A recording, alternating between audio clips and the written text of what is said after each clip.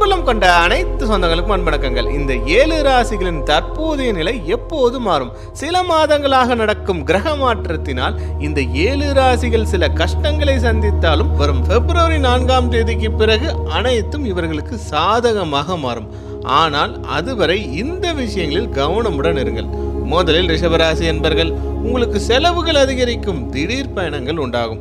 மிதுன ராசி என்பர்கள், நீங்கள் பேசும் வார்த்தைகளில் மிகுந்த கவனம் தேவை, அவசரம் வேண்டாம். சிம்ம ராசி என்பர்கள், இந்த காலகட்டத்தில் மனக்கவலைகள் வந்து மறையும், உற்சாகம் தேவை. கன்னி ராசி என்பர்கள், உங்கள் தன்னம்பிக்கை குறைவாக இருக்கும், திடீர் செலவுகள் உண்டாகும். தனுசு ராசி என்பர்கள், குடும்பத்தில் சில கருத்து வேறுபாடுகள் வரும், பொறுமை அவசியம்.